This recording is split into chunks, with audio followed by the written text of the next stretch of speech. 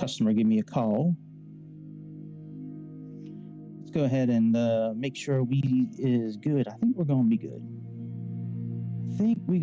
I'm not going to botch this up today. So, welcome back, all my fine aviation enthusiast friends. Welcome back to the Airplane Show, episode 1 for this Thursday. What day are we in?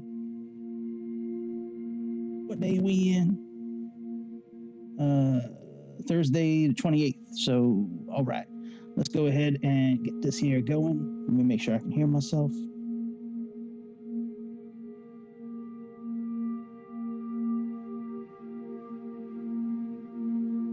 Yeah, I can hear myself. All right, so let's go ahead and get this here rolling. And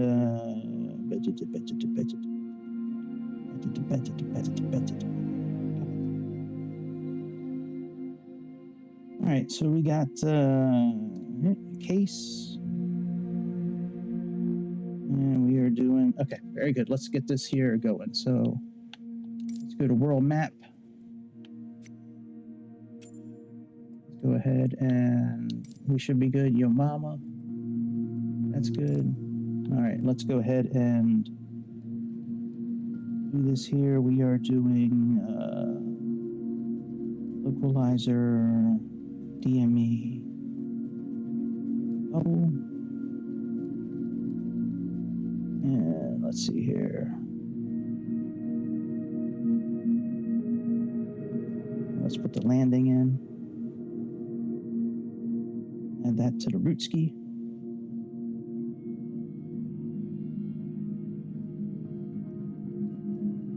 It lets me. Why isn't it letting me put that in? Localizer. Add that to the root. Oh, whatever.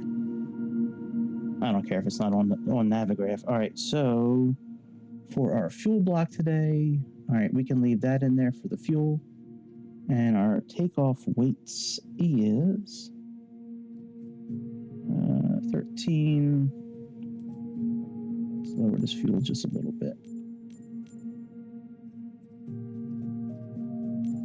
All right, very good. So we got that. Let's we'll put on Aviator Club. I guess we'll go with the traditional. Nah, we'll do this one here. I like that one. I like that livery. All right, and we're going to do clear skies for now. We're going to change it to snow as we get closer. And let's make this I guess in the afternoon. And let's type in KEDC.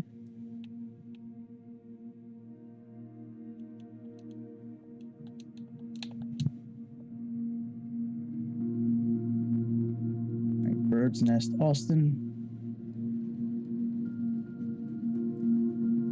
Just choose a parking ramp. And let's go fly.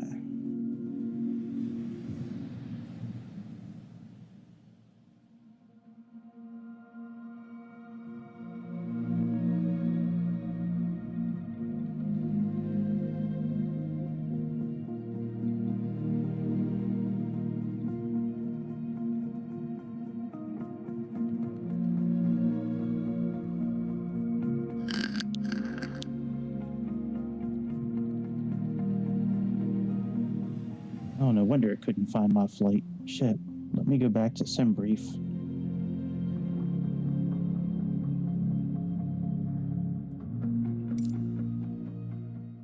Let me view my saved flights.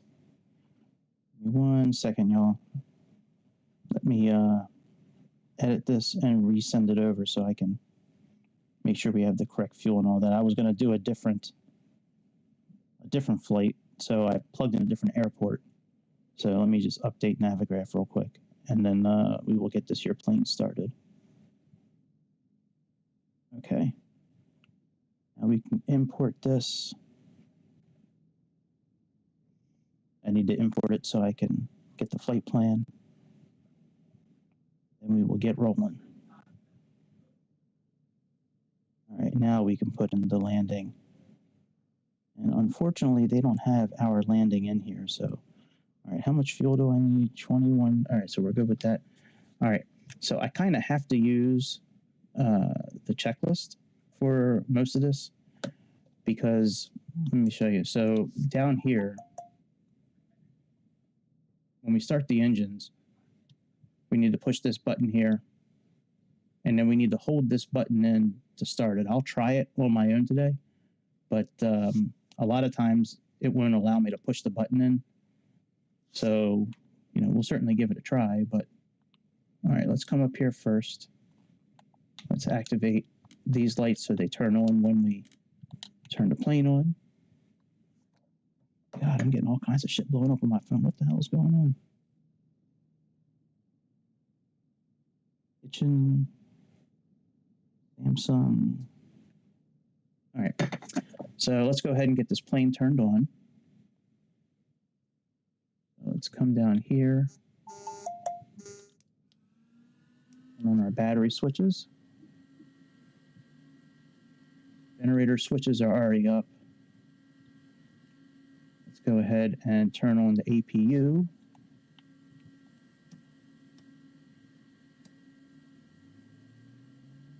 Once the APU is up and running, then we can go ahead and we'll get our flight plan set up.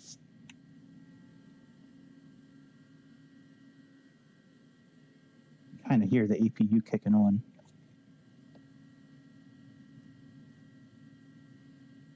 The 12-8-73, all I want. Days to play.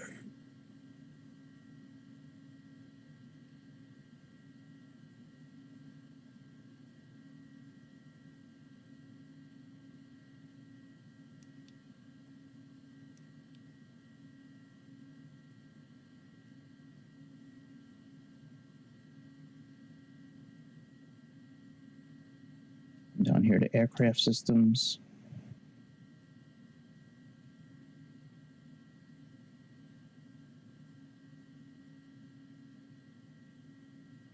Battery on. Okay, APU generator is on. There we go. Now we can hear it.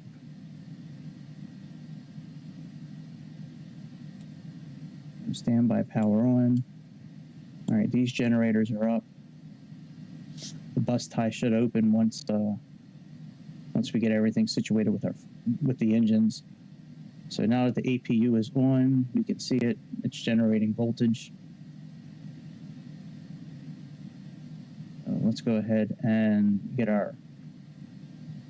Let's start our. Let's do the flight plan first. I don't know why I'm so indecisive.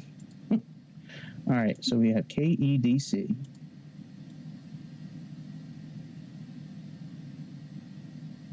Bird's nest. And we have case. This is going to be a very difficult landing. I mean, it's already a difficult enough landing when there's no weather. This is going to be extremely difficult with the snowstorm because we will see. We'll see how it goes. We should be okay. All right, we're doing runway 31. And we are doing LOL3. And we are doing ABI. All right, let's load that. Now let's go down and add our waypoints in. So let's add our first airway. So load airway, J17. And we are ending at, I believe it's Pueblo. Yeah, Pueblo. All right, Pueblo. So let's load that. Now let's add in our next waypoint. That's FCS.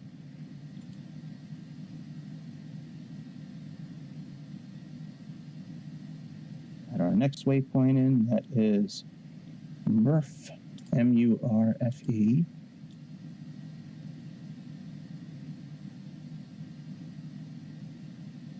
And let's add in funds, F-U-N-D-S.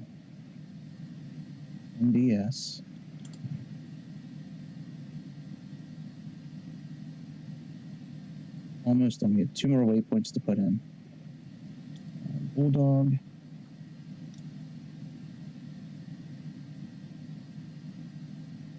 BULDG. And we have Werner, WER. I believe it's NR. Yep. All right, let's go to procedures. Let's do our approach. Doing double. And our, you plug in this route so I can get our minimums. I think it's like 31.27 or something like that. 31.22.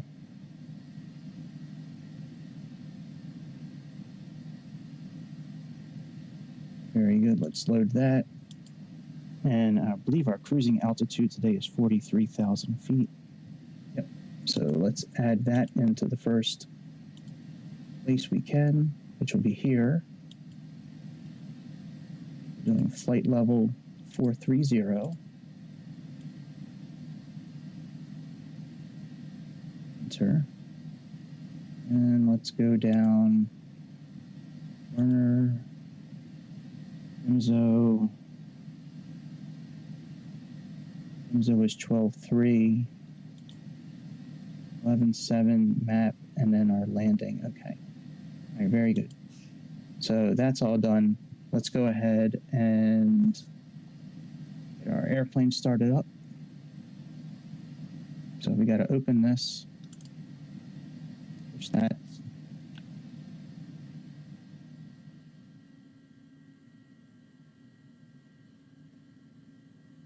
And now we got to try to click run and hold it to see if it does it.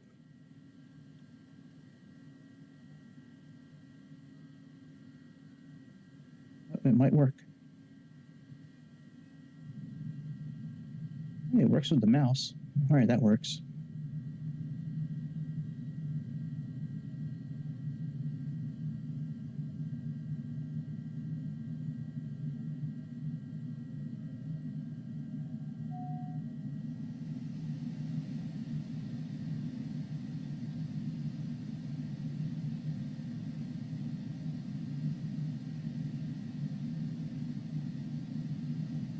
That engine's on. Let's go ahead and turn on. Let's close that. Now let's open up this one. Push that. Let's close that flat.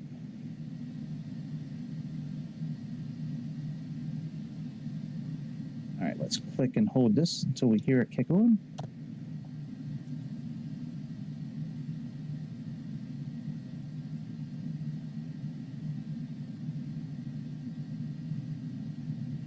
I can hear it.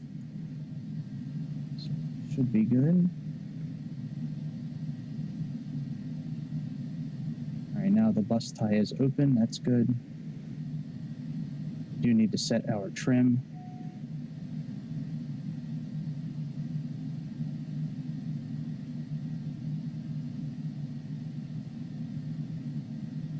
Let's set our takeoff trim.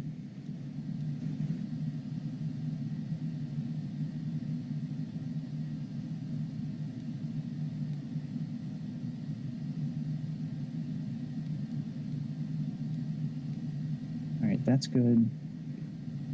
Let's program in our altitude. We got to guess to turn some lights on, I guess, right?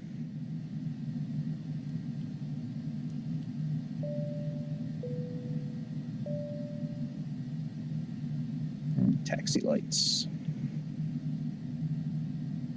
Let's go ahead and program in our altitude, 43,000 feet.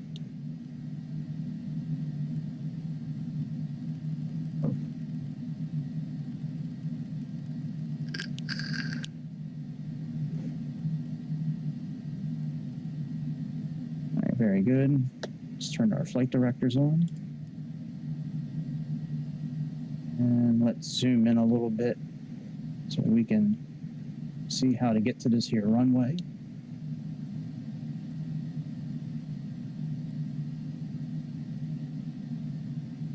All right, and now we need to finish setting up airplane here, so let's go to utilities.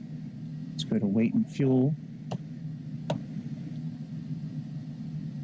Go to payload, 6 passengers at, let's say 78 kilograms each. Oh, 78 pounds.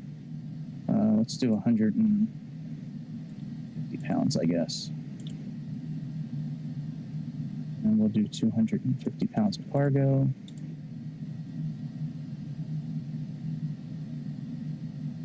Plus that, let's say this is 500 pounds.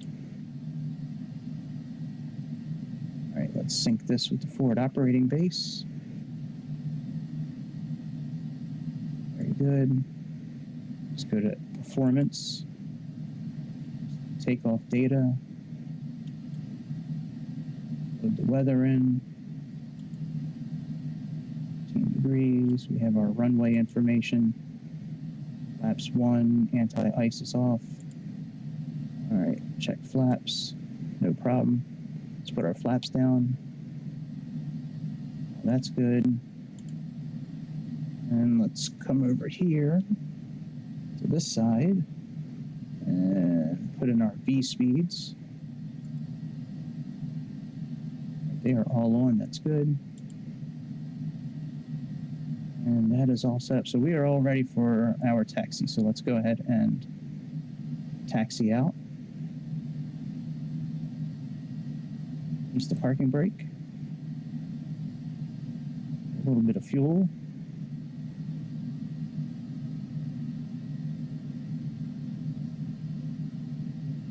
Watch out for TJ over there on the cart.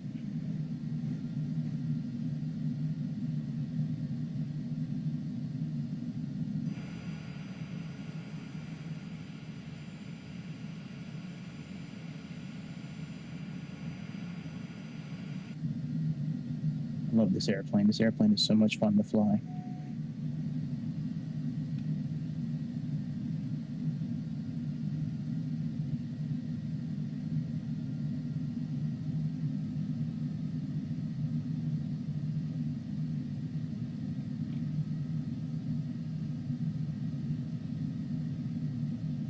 And, you know, typically I fly with the ATC on, but I'm not worried about it today. We have live weather turned off, live time turned off. I'm doing that because I'm trying to keep the screens on the whole time, especially in this airplane. If you don't have the screens on the whole time, it's going to be a little difficult to fly.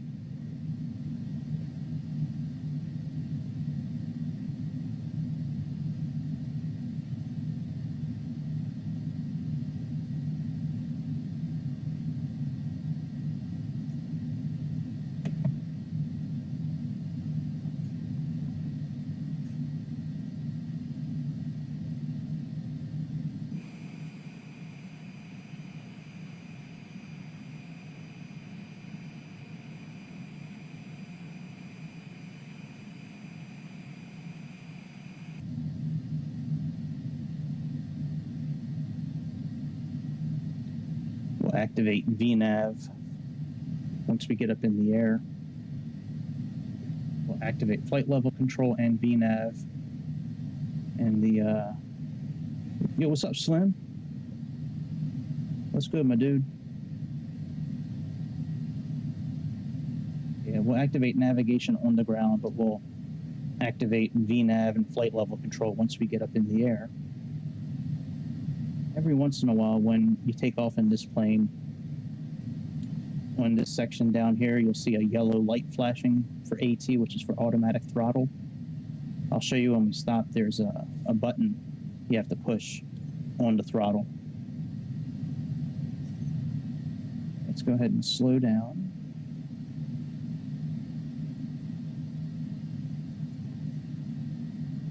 Let's line up on the runway, and then we'll turn on our lights, and I'll show you the button that I'm talking about.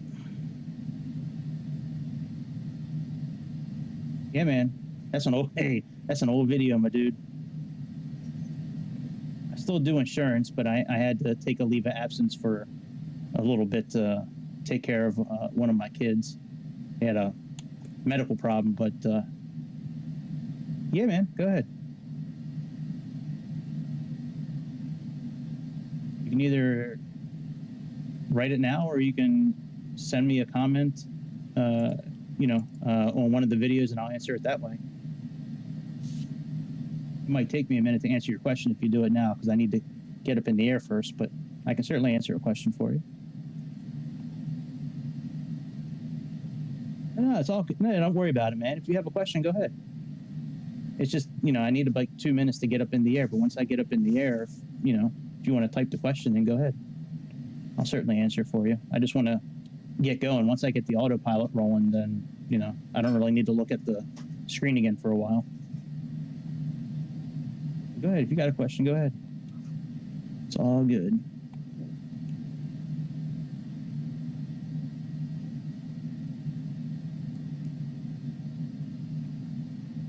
Okay. This button I was telling you about, the auto throttle button, it's right here. We'll see what happens. We'll see if it activates on its own. Okay. Yeah.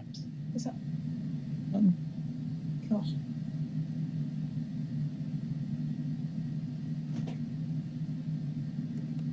All right, parking brakes off. Let's give it a little bit of juice. Click the toga button.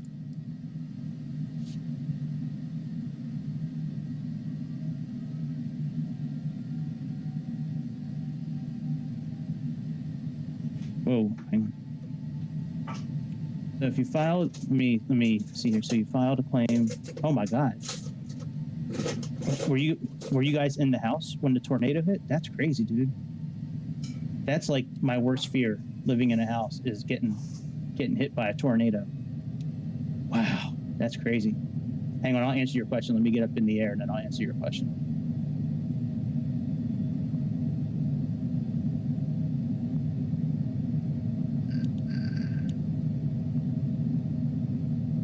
Let's get up here.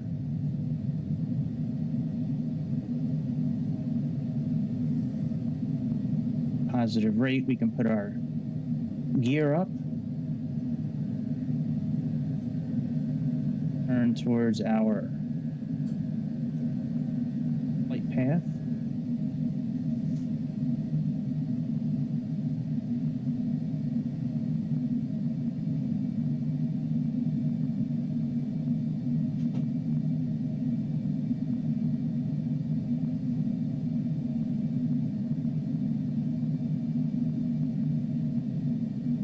Let's click VNAV, flight level control, nav, and autopilot.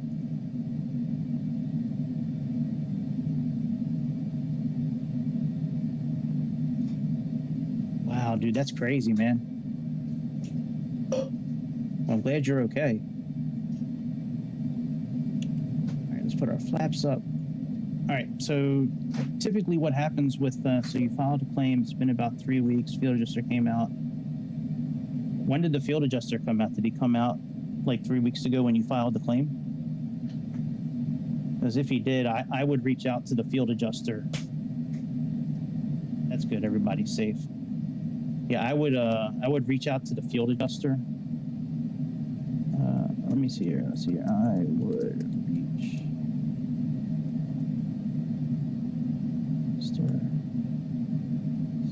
if your claim has been or the status is. I mean, every insurance company is different with the way they handle claims, but for the most part, the field adjuster comes out, he makes a bunch of notes, he fills a report out, sends the report to the people above him, and then the underwriting and adjusters and all that, they kind of look at everything and they figure out what's covered. If you need to submit any other documentation, like sometimes you need to fill out a log of all your personal items and what the value was and all that, and then typically they cut you a check. A lot of times, if you have a mortgage on the house, they'll cut a check. It'll be made out to you and to your mortgage company. Yeah, I would reach out to if you have the field adjuster's information, I would reach out to him first. If you don't have his info, I would go ahead and reach out to, just call your insurance company. Okay, so you submitted everything. That's good. Yeah, I would reach out to the field adjuster first. If you can't get anywhere with him, I would just call the main number for your insurance company and talk to the claims department, and give them the info, and they should, but 3 weeks, I mean, it should be approved by now. If they're going to approve it, it should be approved, and a check should be on the way. Most of the time they cut a check because, like I said, usually you and the mortgage company have to sign off on it together. But yeah, I would call your field adjuster first. And like I said, if depending on what his answer is, then you may have to contact the main number of your insurance company.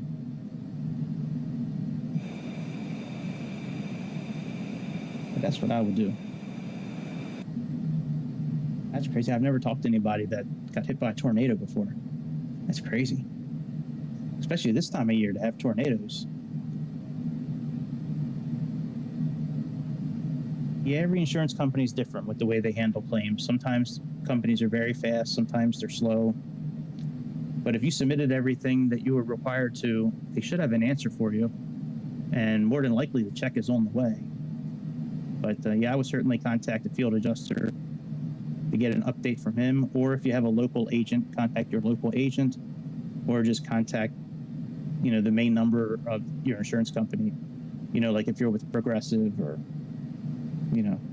Geico, one of those companies where it's 800 number, contact the claims department. Or if it's a State Farm, Allstate, Liberty Mutual, AAA, something like that, contact your local agent.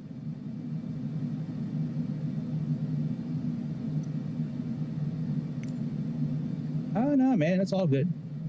No interruption. Just decided to take a few minutes out of my day to do this in between, looking for a new home for insurance. Now that I'm ready to get back into the job market again. It's a little tough this time of year to, find employment because of the holidays, but oh yeah, we got to turn the APU off. No worries at all, man. It's a good question.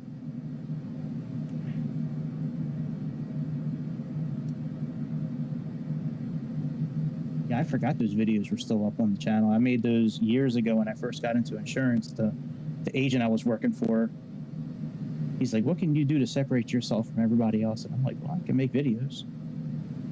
I don't really see any videos up there on insurance.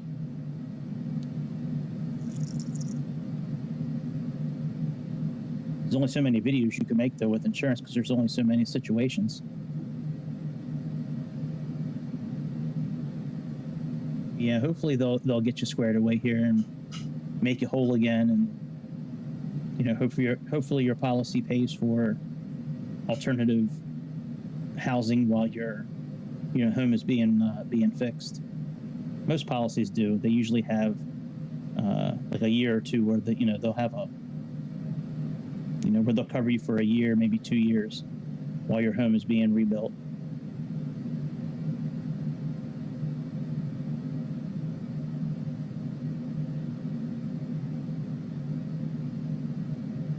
All right, so once we get up to our altitude, we'll kick it into overdrive and go 2x speed.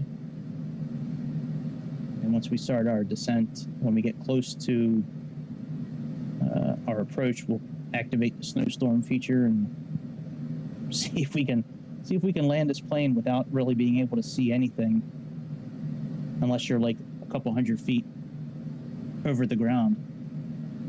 Yeah, I hope so too. Yeah, that would be good if they can make you whole again and take care of your room and board and all that.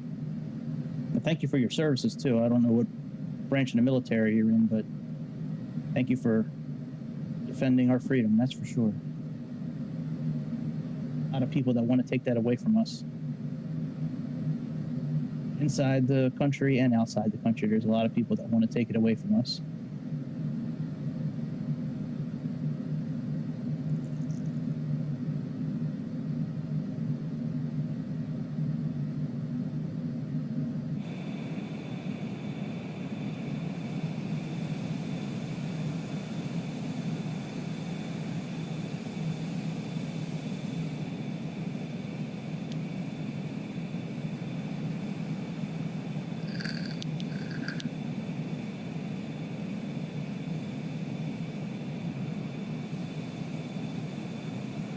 So we're going to fly through Texas, a little bit of New Mexico, and then the rest will be in Colorado.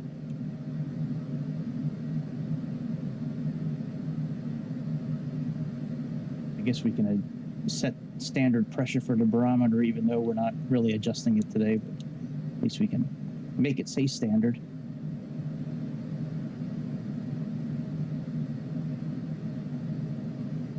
Check our systems out, make sure everything is okay. Go to aircraft systems. Let's see here. Hydraulics look okay.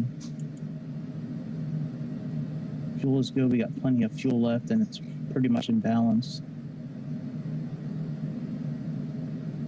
Yeah, what's our outside temperature? Oh, well, we're past the anti-ice phase.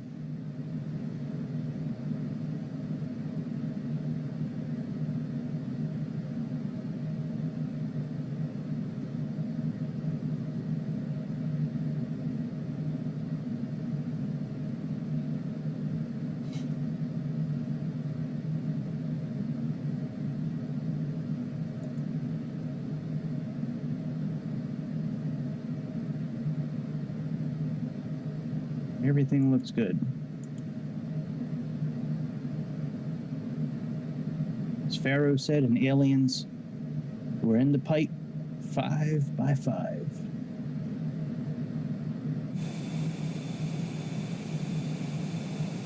I would just sit back and just wait till we get to 43,000 feet.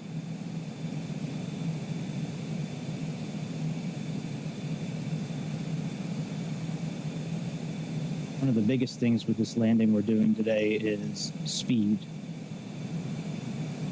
Speed, speed, speed. This plane, once you put the flaps down, it's very hard to keep this plane over 135 knots. Our landing speed's probably going to be somewhere around 135 knots today. And once you get down, once you put the second stage of the flaps on, this plane really likes to slow down to like 115, 120 knots. And then when you put the third stage down, I mean, it's sometimes you got to run the engines up all the way to 70%. Now this landing we're doing today, so when we're about 7.5 miles out of the airport, we pretty much need to nosedive like 3,000 feet. So the angle is almost 7 degrees.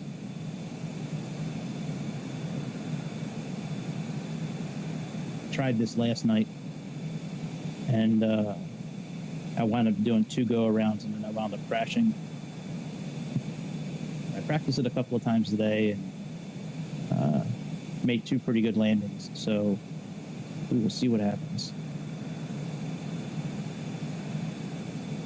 Thing is, with this localizer, when it starts giving us the mileage to the airport, it doesn't give us the mileage from the beginning of the runway. It gives us mileage from like the end of the runway. So we're about a mile. There's about a mile difference between the front of the runway and to where the localizer is reading. So, if it says 8.5 miles on our DME equipment, we're really about 7.5 miles to the front of the runway. And that was one thing that was messing me up last night when I was trying it. I went up practicing a couple of times in weather like this, got used to the point of going down, kind of have it timed out pretty well. We start that major descent around 7 7.5 miles out, and then about 3 miles out, we need to level out around 8,100 feet.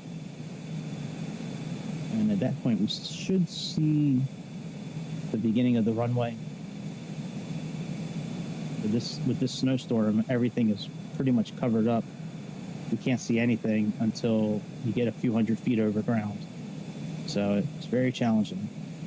Very easy to land in weather like this because we can see the runway from miles and miles away, but it's not going to be the case today. There's no sense of turning on snow now. I mean, I'd rather look at the ground than look at a bunch of clouds. Because when you have snow turned on, it's just a blanket of clouds. That's all you see. I'd rather look at the ground.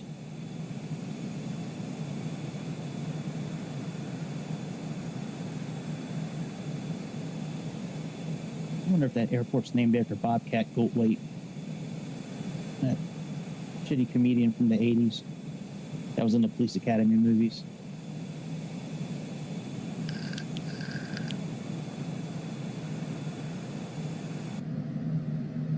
Let's sync our heading up.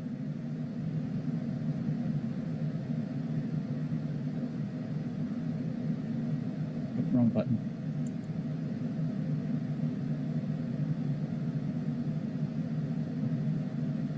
All right.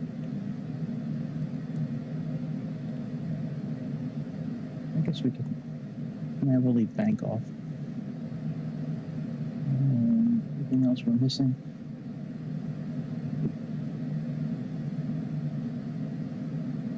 The ROV nav, I didn't really, when I was doing this last night, I didn't really agree with VNAV that we had set up. We may wind up descending on our own today.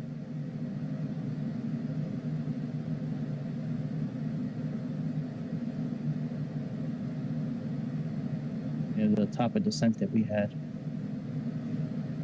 last night, I wasn't very happy because when we got to the initial air fix, we were way higher than I wanted to be.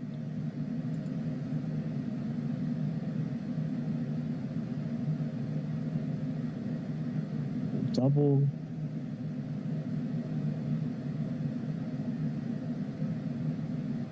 Let's do at or below.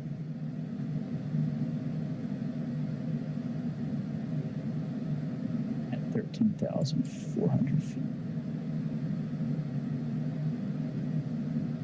And this one is going to be 11.7. So I think if I do that, that'll help us out a lot. Because when it's at or above, I mean, if it's at or above 12,300 feet, the airplane could be at 17,000 feet, and that's okay. So I think if we change this one here to be right at 13.4, and this one here, once we get the DOIP, that puts us about 7 to 8 miles out from the airport. So once we get here, we'll go ahead and start our descent. The major descent where we have to angle. According to the chart, at our speed, we need to go down about 2,000 feet per minute.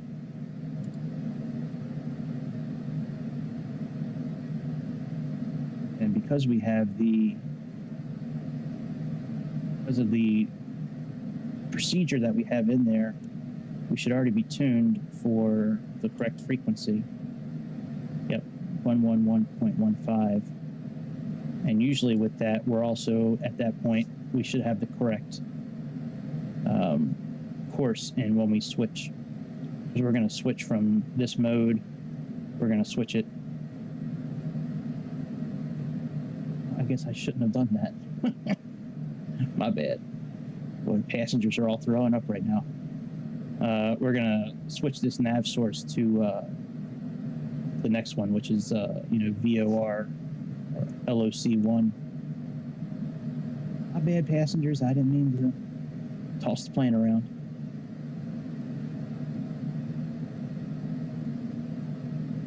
And we're not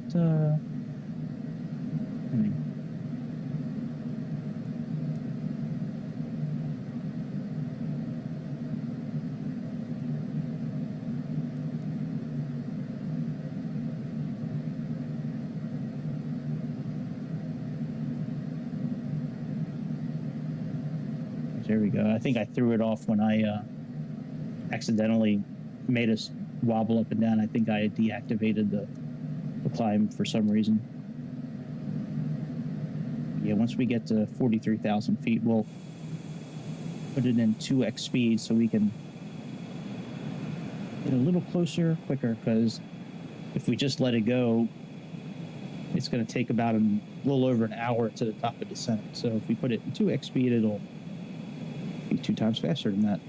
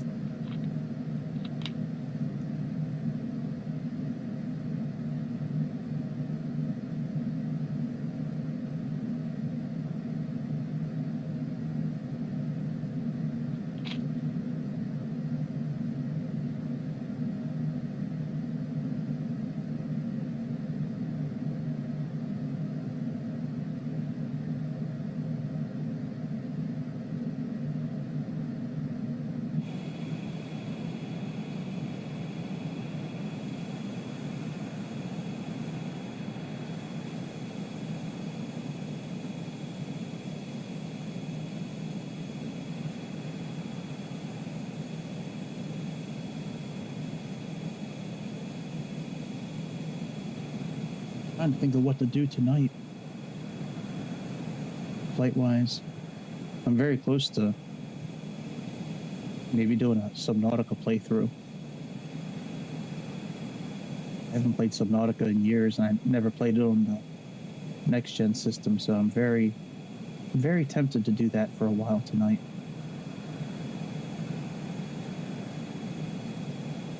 Subnautica is a wonderful game. It's such a fun game to play. And a lot of fun on the PlayStation 4. I don't know how it... My daughter says it's really fun to play on the Series S. So I might do that. I might do maybe a Shadow of Mordor playthrough. Shadow of Mordor I like much better than Shadow of War, and it's only like $8.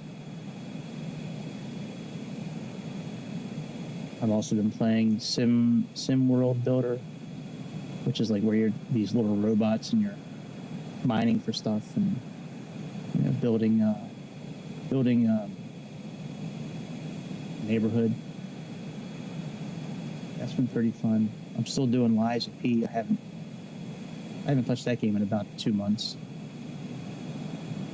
I'd do a Hogwarts Legacy playthrough again. I played that on the PlayStation 4.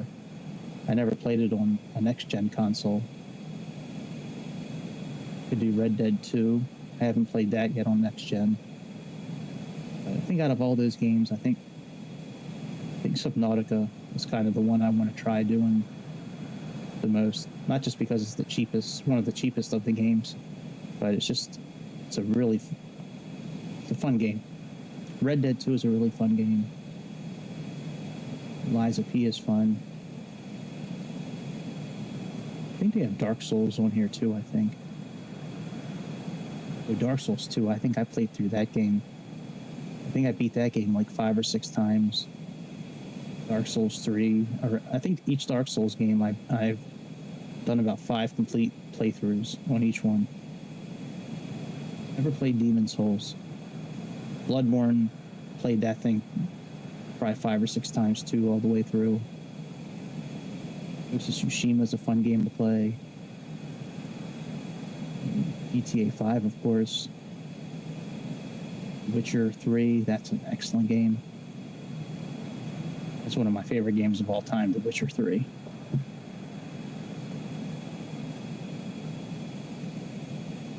I like Car Mechanic Simulator, that's a really fun game to play. Train Simulator is okay. It gets a little boring. But I like TSW 3 more than Train Sim World 4. For some reason, I think 3 had a better choice of vehicles. At least for me, I think it had a better set of trains. Or I might do another flight tonight. I don't know. Maybe I'll do I don't know. We'll see. But I want to start branching out a little bit and not just do flight simulators. I like to branch out and do some other stuff. It's just the games that I like, they're old. So there's a lot of choices out there, people to watch, but none of them have me, right? None of them have this wonderful personality. Just kidding, sort of. And we're almost where we can speed it up. 1,000 feet.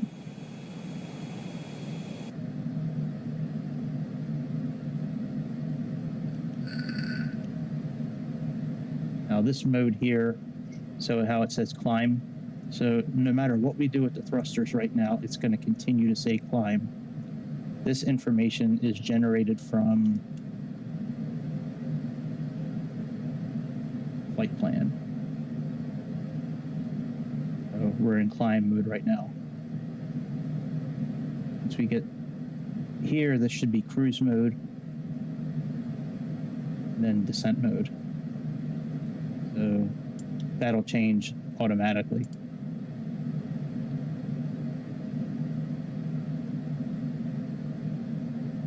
It's so nice being able to use a mouse again. For some reason, the mouse, it was working last night, but the pointer wasn't showing up. It was weird. I could use the mouse to go side to side and zoom in or out, but I couldn't interact with anything. It was very strange.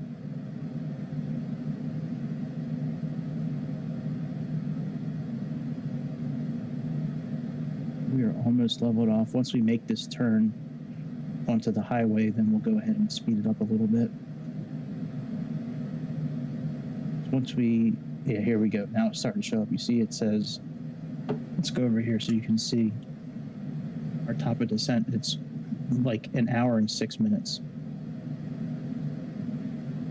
So that's we certainly could sit at cruising altitude for 106 minutes. I'm sorry, for 1 hour and 6 minutes, but it's a little boring.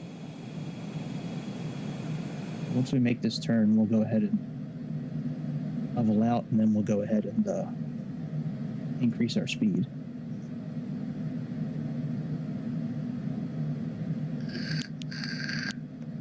I don't trust the speed increase. I don't trust it when it's making turns. So I only do it in straight lines and when we're at a level altitude.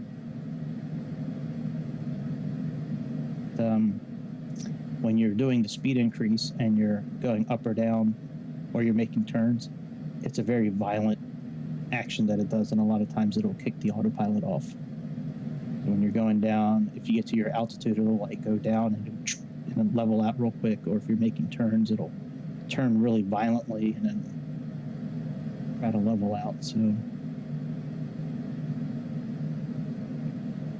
should kick over to altitude capture here any moment.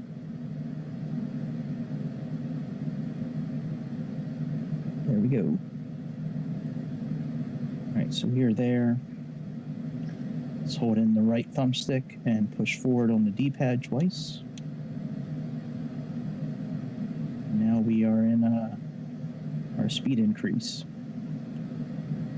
Now this time down here, it's still going to show real world minutes. So this is not going to, it doesn't show a new time because we increased the speed. It's just going to count down quicker.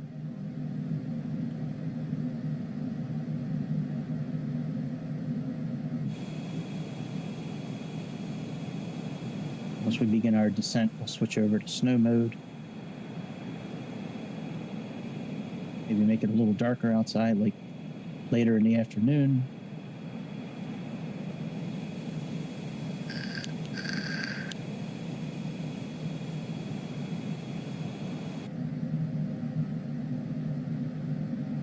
So VNav is still activated, right? We can see it up here. The only thing we need to do is before we begin our descent, we need to plug in the altitude we're going to descend down to. And you could really, with the VNav engaged, if you're going to use VNav the whole way, you can really program in your whatever your lowest altitude that you're going to, you can plug that in. And there'll be a magenta altitude number here that VNav has. So like that 13,400, it'll show up here, and then it'll switch to 12. It'll switch these altitudes automatically. The blue one, we need to put the red ones over here. These magenta ones, they'll change automatically. We'll lower our speed a little bit. Otherwise, we're going to wind up overspeeding. Should be at Mach 0.81, 0.82, somewhere in that area, but all right, so we have about 52 minutes left.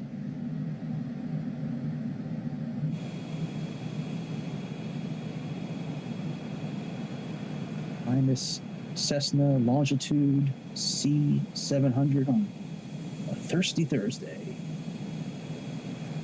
I remember Thirsty Thursdays when I was young, man. That was always the time to go to the club and go to the bar, because it was usually like ladies' night on Thursdays.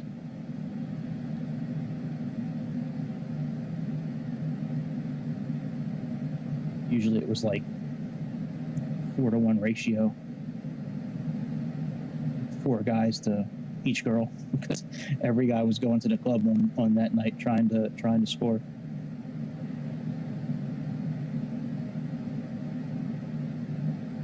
I was friends with the DJ of the club back then, so I used to go up there and hang out in the DJ booth. And some wild times they go on in DJ booths. Let me tell you, if you've never been in a DJ booth at a club where they have like women, like ladies' nights and Thirsty Thursdays and stuff like that, and it is debauchery and just, it's wild, man. It's wild. A lot of good memories, that's for sure.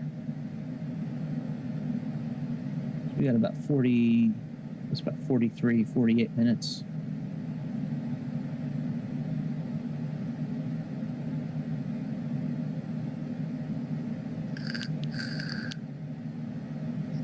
Biggest thing with our descent, I want to make sure we're at that double the DBL, that airfix. I want to make sure we're at a certain speed by then, and definitely at a certain altitude, because once we get to that point, it's only like a few miles until we make our final turn to our landing, and there's really not much in the way of any kind of error margin when it comes to this landing today, especially today with being snow covered. It needs to be precise. There's no room for error.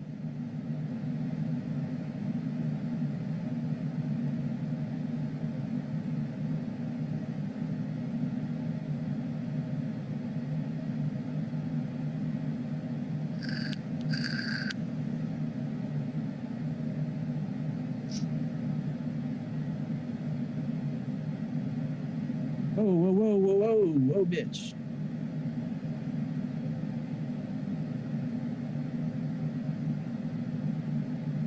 Oh. I don't know why it's doing that. That's weird.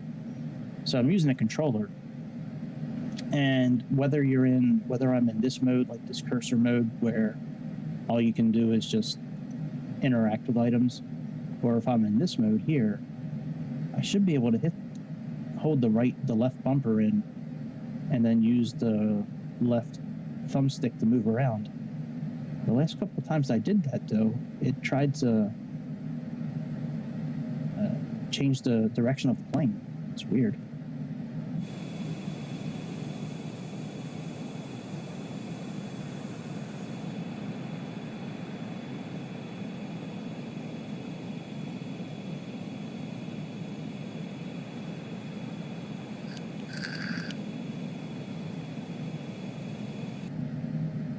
man, I forgot. Let's put ourselves in regular speed. Did you see how violent that was? That's what I'm talking about. Jesus. It's scary. Like, it makes my heart drop. The only plane that I trust to make turns and do all that with the speed increase is the 737 that I have. It was the way that the developers made that plane. They made it so when you get to a waypoint, like a mile, like a half a mile before the waypoint, it slows down to regular time. It makes its turn, or it passes the waypoint, and then about a half a mile after, it'll speed back up again. Let's wait till we're level again, and then we'll go ahead and increase it. All right, let's increase our speed again.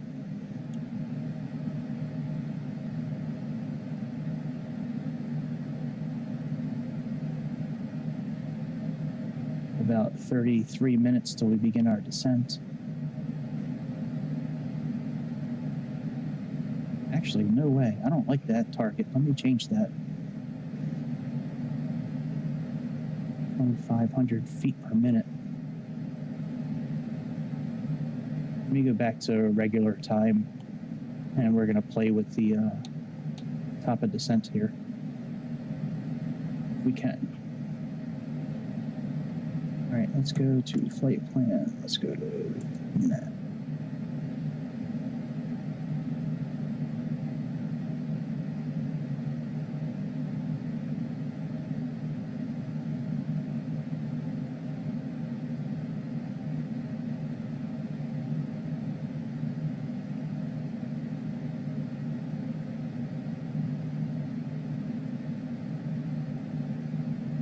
I've never tried to alter the VNAV profile in this plane.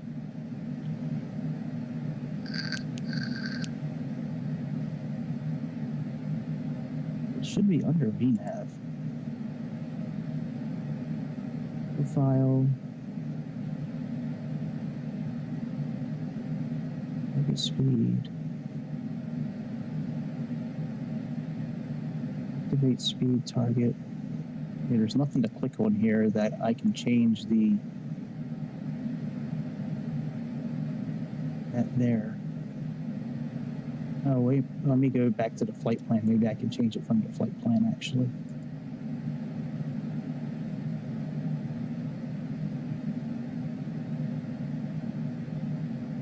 Speed constraint.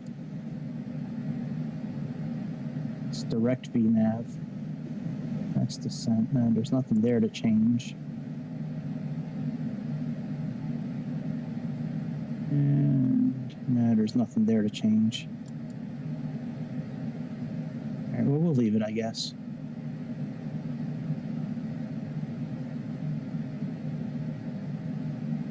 Yeah, I guess we'll leave it. I'll have to look into that and see how I can change that. And there's got to be a way to alter this info here.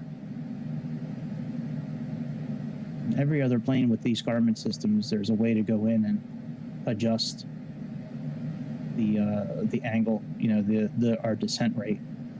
You know, there's a way to adjust our angle. So just don't see a way to do it in this particular airplane. You would think you would go under here to descent. Oh, wait a minute. Here we go. Pilot defined descent. That's 70.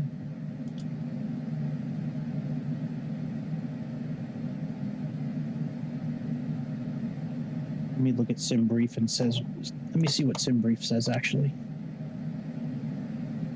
I wish there was a way to show you now on SimBrief, but I can't pull up the flight plan in this airplane. All right, so top of descent, we have 0.6. Get the funds, 0.8. Yeah, That's okay. 0.8's okay. Where can I adjust the angle?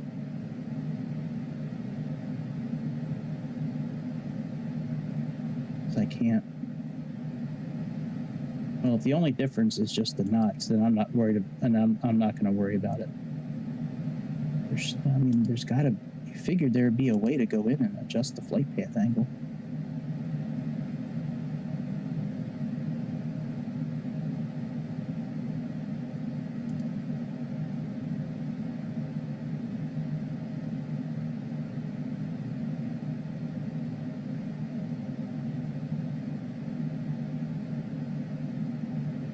Well, it is what it is. All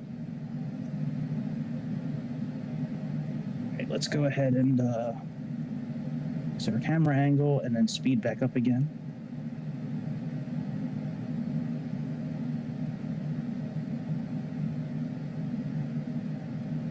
Yeah, most planes you can. So if you're flying like the other airplanes where it has the Garmin systems with the buttons on the side of the screen up here, you know, where it has like the buttons. If you go and you click VNAV, there'll be a VNAV hard button down here. If you click VNAV there, and then there's a dial. It's 2 dials. If you go to the smaller of the dials, highlight it and click enter, that'll bring up a cursor mode. And then you can scroll all the way down the VNAV and you can adjust the angle of the descent, and then click enter, and then it'll save. For some reason in this airplane, I don't know, maybe it's preset for fuel economy reasons, maybe it's set for speed reasons, I don't know.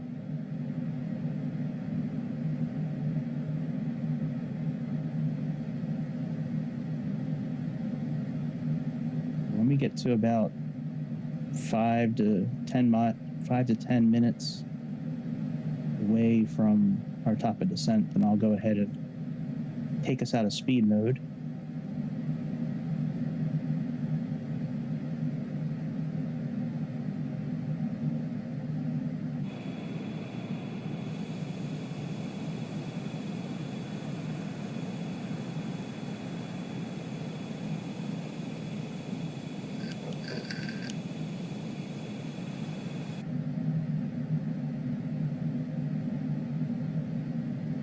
Make sure we don't have any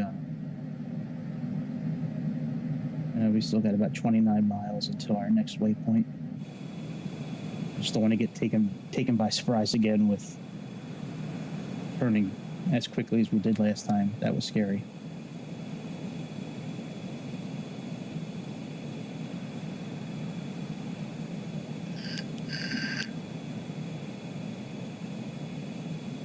Once we begin our descent, we'll switch over and activate snow mode.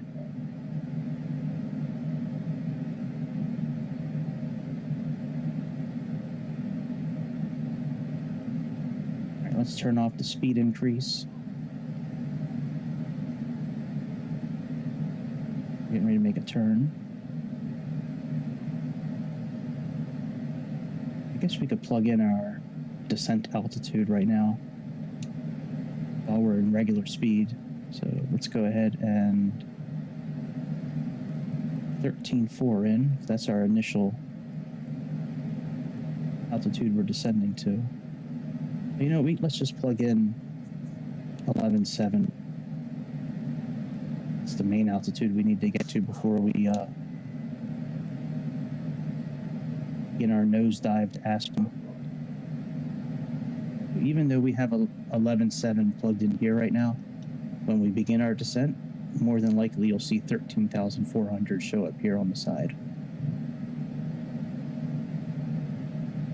We're still in VPath.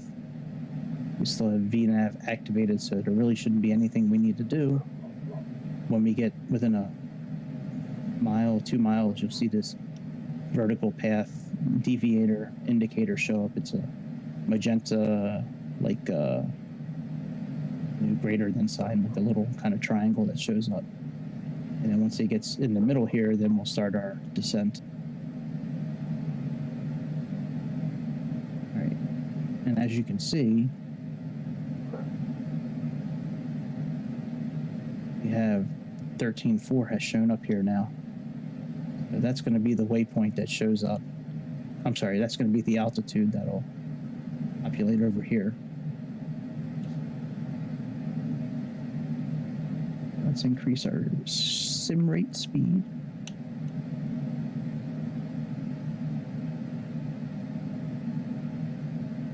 A few more minutes.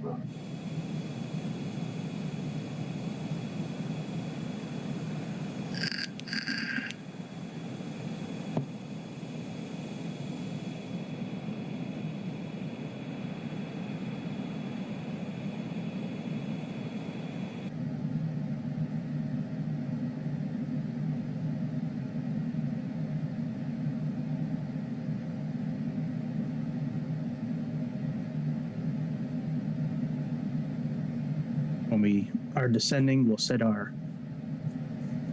approach speeds. We'll go onto this panel down here and activate our speed bugs so they show up over here. And we have to come into this system here and do a couple of things for the landing.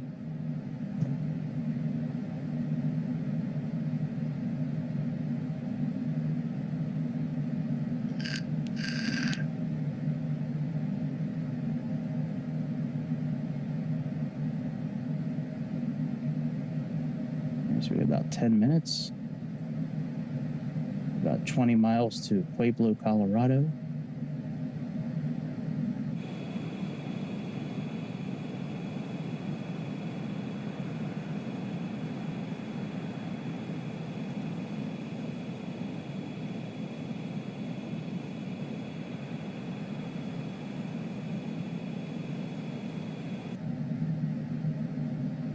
All right, let's deactivate the speed increase.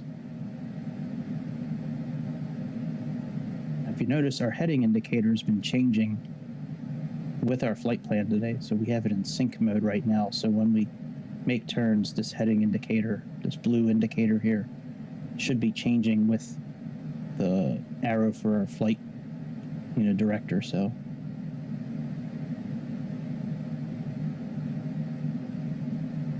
we might as well leave it in. I mean, we only have a few minutes, so we might as well leave it.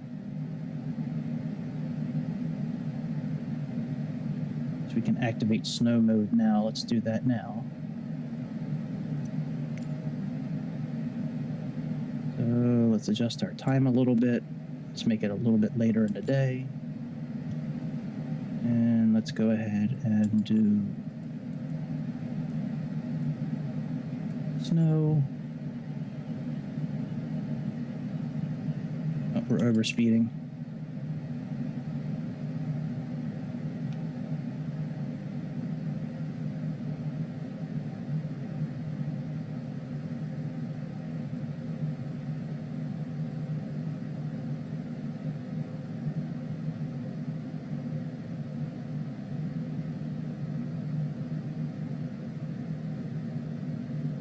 If you noticed,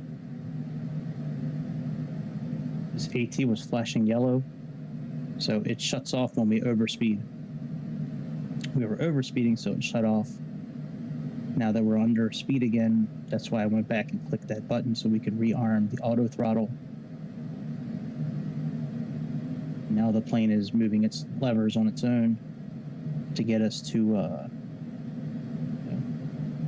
speed that we should be at. All right, so there's all our clouds.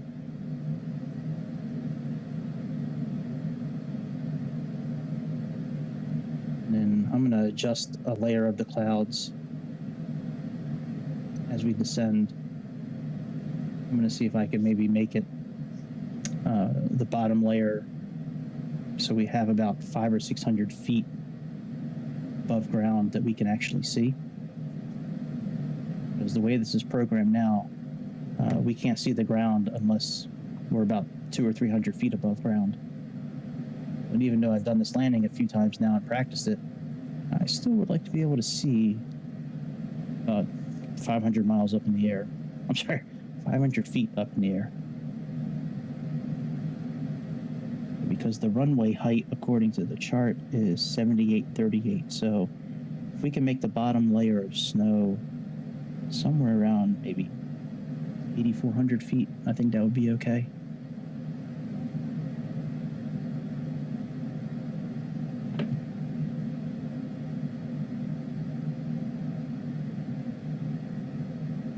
I'm going to pull our thrusters back a little bit.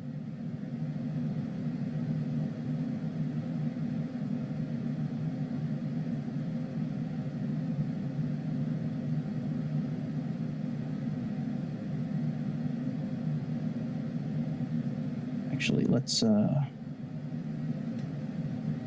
change the speed here. Nav.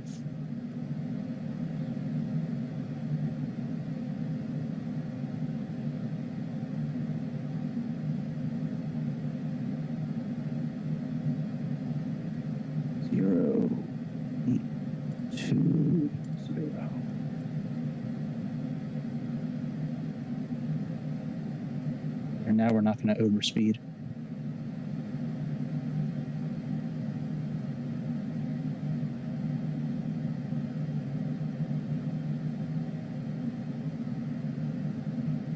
There we go. That's better. Now we're not going to be. Now I'm not worried about us overspeeding. And now that that is under control, let's go set that cloud layer if we can. Okay, so 1,700 to 4,200 feet.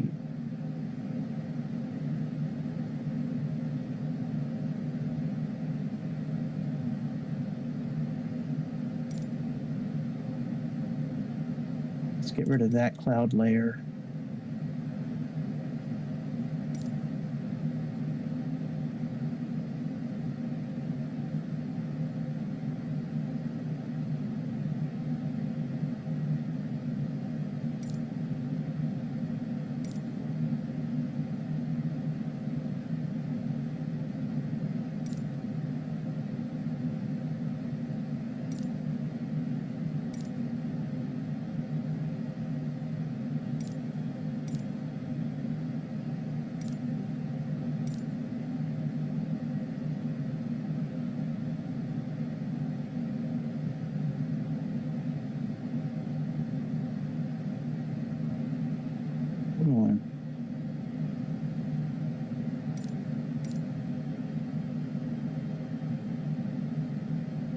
That's about 500 feet.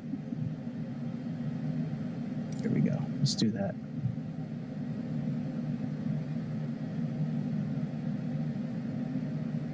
Yeah, bottom layer is 8626.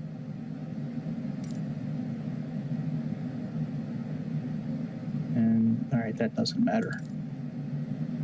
Density scattered 12,000 to.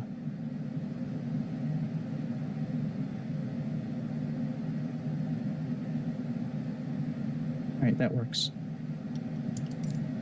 Let's see if that, this is it.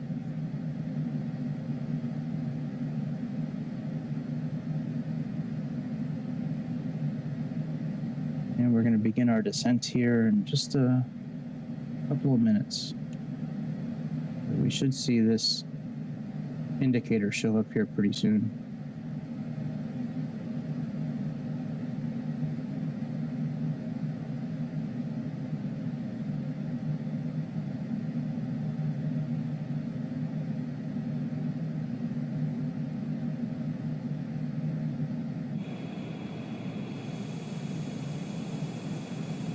We can see some mountains kind of peeking through the clouds a little bit.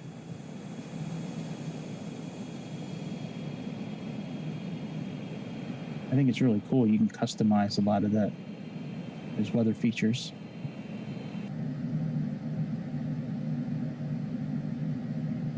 All right, there's our top of descent marker right there.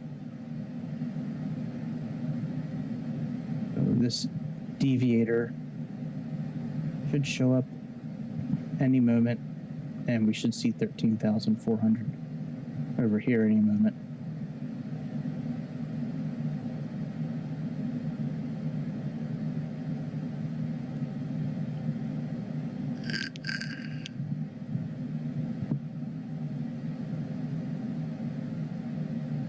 There we go. There's the 13.4 I was telling you about.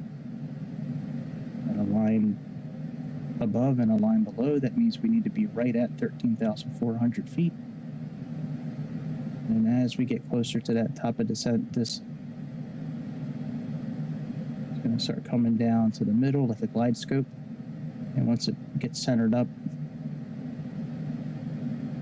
we'll go ahead and start our descent. You can also see this indicator here, which shows what the goal of our angle is going to be. That's what the airplane wants us to do. And here's that indicator coming down. Once it gets centered up, then we'll start our descent.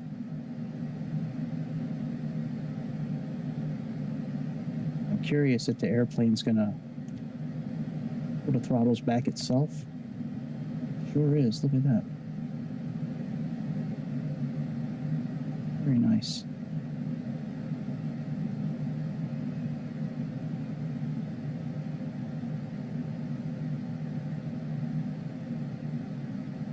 Try not to do any kind of intervention. I want to see if it's going to slow down enough on its own or if I need to do anything. Trying. It's bringing the throttles all the way back. I think we're supposed to be at Mach 0.8. So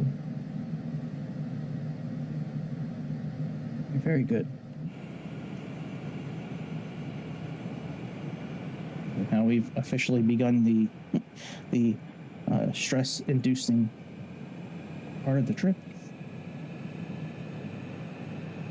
Every mile that ticks by now is a mile closer to me potentially crashing. Potentially killing all the fake people on board.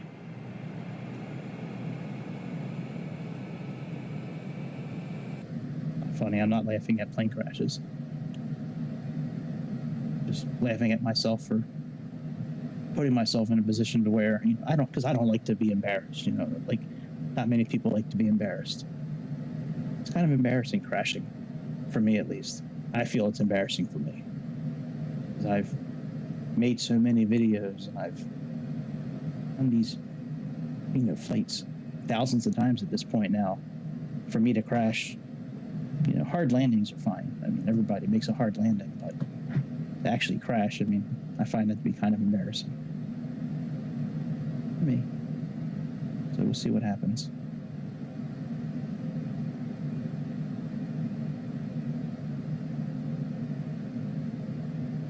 All right, let's come. So we have a controlled descent right now. So that's good. Let's go to performance. Let's go to landing data. We're doing runway 15. A wet surface. That data.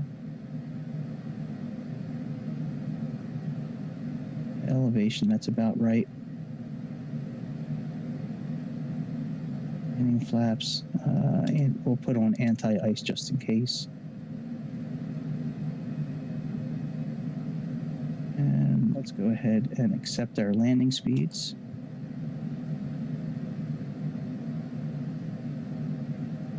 That's done. Now let's come over here. Let's go to speed bugs. That's on as well. Okay, very good. I'm going to set this for FMS. So when we switch over to localizer mode, this arrow will still show up. So a layer of security, I feel better having that on.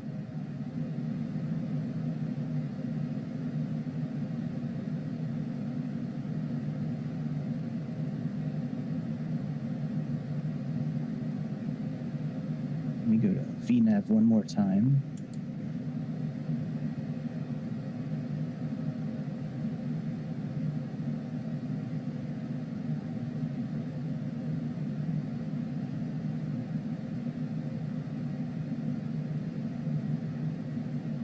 That's okay.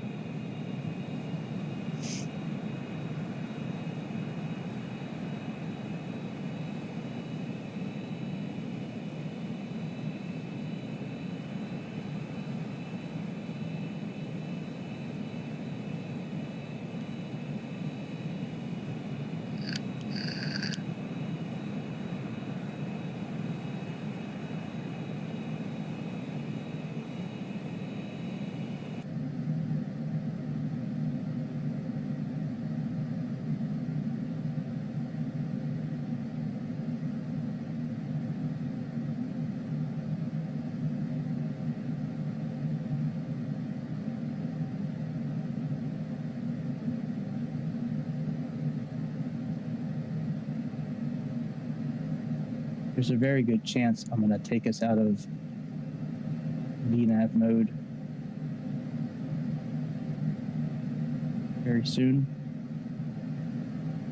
as I have a sneaky feeling that we're going to be overspeeding by the time we get to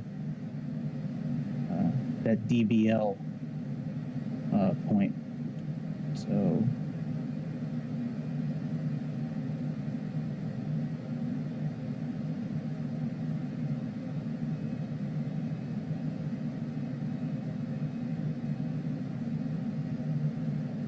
possibly. Okay, now we can adjust our flight path angle. Couldn't do that before.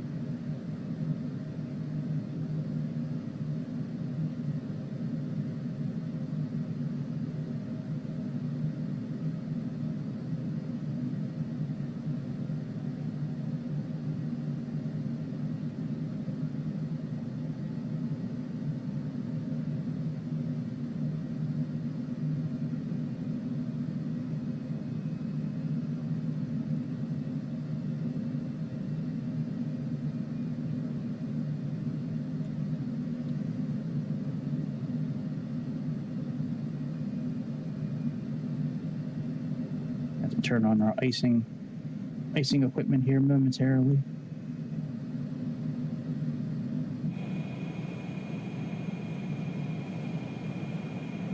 Just as I said before, my biggest fear with this landing and using this VNav feature is coming in way too fast when we're going to catch the localizer. That part really worries me.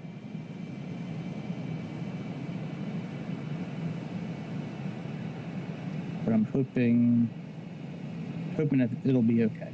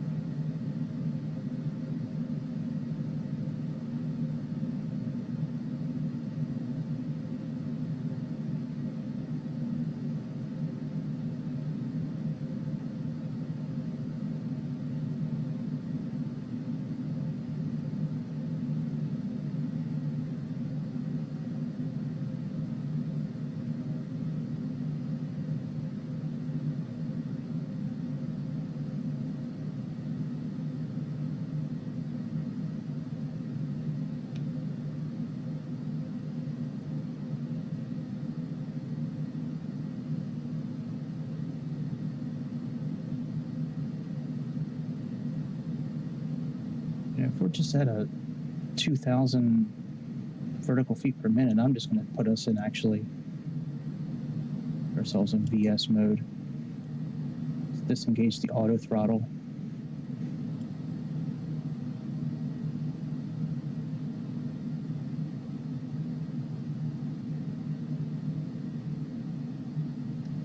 Because that worries me tremendously.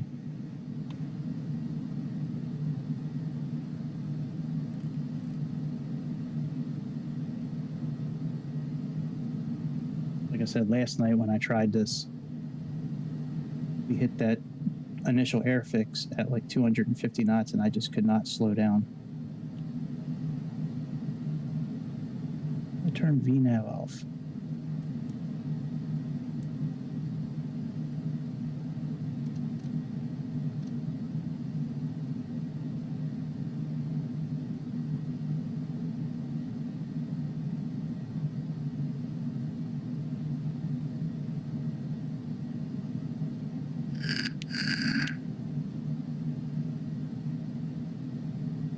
Yeah, I feel much better now that I can actually control this. A couple of reasons. I mean, one, I don't want to continually play with those screens because I'm so fearful that I'm going to click something and they're just going to shut off. So I don't really want to continue to touch those screens unless I really have to.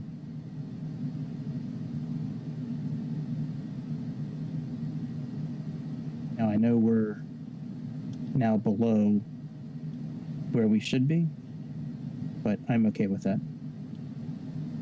Because I want to be at 13.4 when we get the double, because before we know it, we're going to be making this turn. And I want to make sure we're at 13.4 because there's not much room between double and Jargu. Not much room to slow down, not much room to adjust our descent.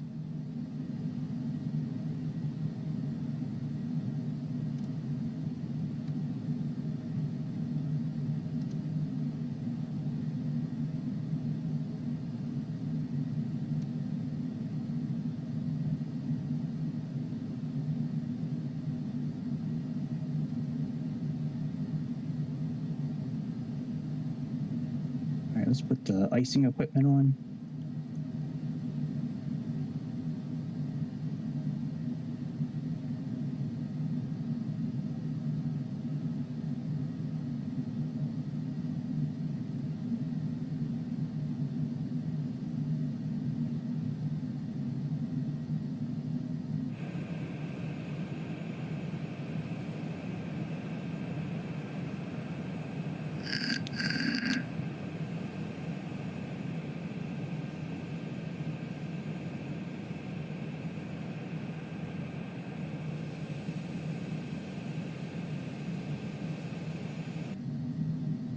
We're only about 7,000 miles or so above ground, so I think I'm going to put the landing lights on here momentarily. Slow down a little bit more. Slow down our descent a little bit.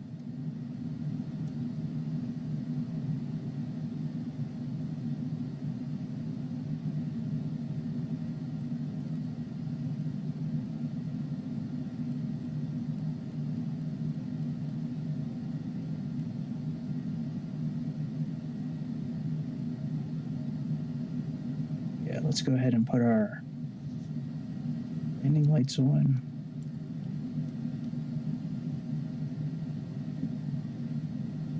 Everything else is fine. Oh, we never did arm the emergency lights. I'm surprised we didn't get a warning about that.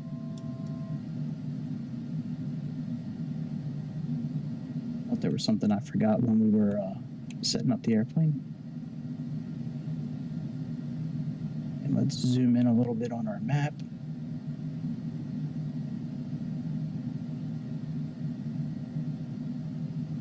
See, we're just getting ready to get to double and maybe at 13.4 by Jargu, so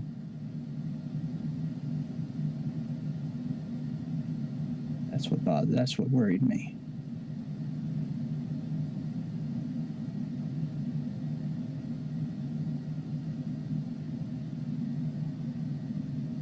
Actually, no. Let's slow down a little bit. We'll engage our flaps here. Our first set of flaps when we get below 200. So we need to start slowing down. Or, you know, we're going to be nosediving, and I don't want to be nosediving at 200 knots, that's for sure. All right, we can put our flaps down. First set of flaps. All right, we're making our turn. Let's plug in 11.7. We can plug in that and just descend.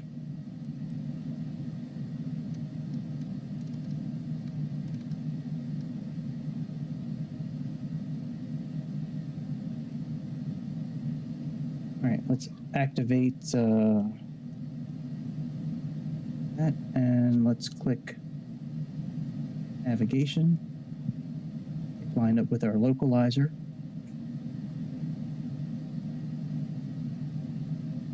Zoom in just a little bit more again. There we go, that's good. All right, speed's okay, we're descending. Stop when we get to 11.7.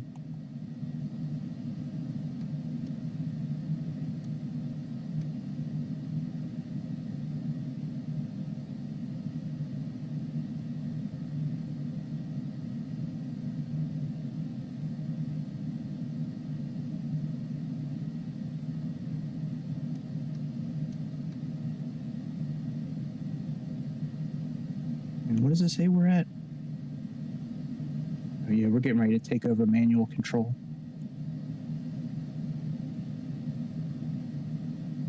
Actually, we'll do it now because the localizer just decided to move us. All right, let's slow down. And we need to start nosediving now. Let's put our second set of flaps in.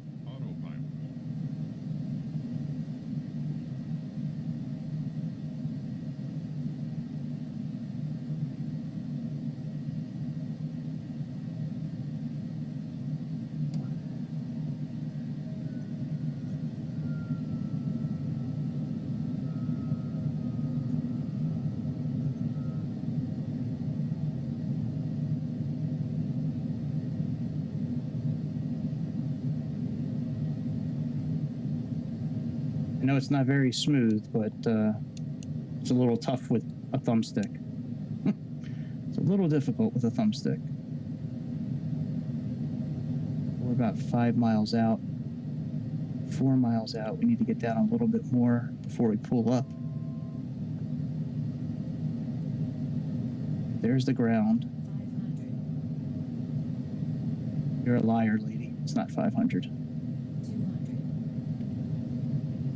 150. You're a liar.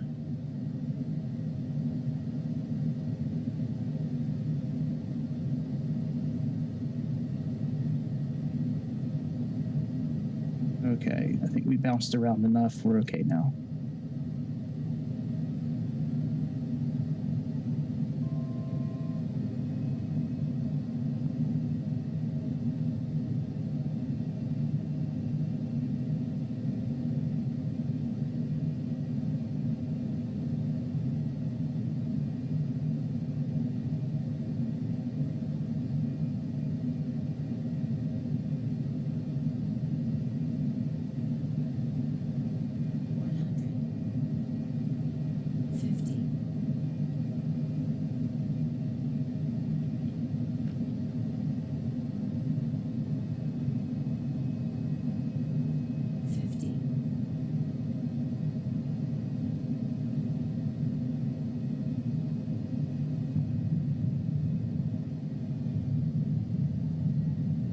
Did it.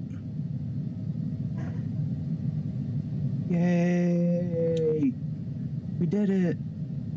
That was a really rough landing, let me tell you.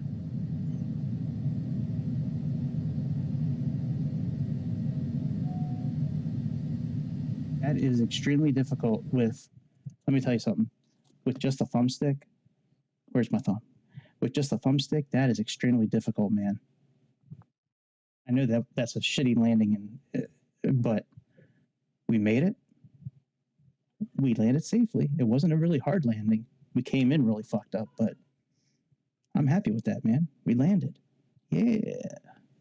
Anyways, that's about it. I got some stuff I need to do. I need to do a couple of things for a new job I'm trying to get, and I need to run a few errands. But I will be back tonight.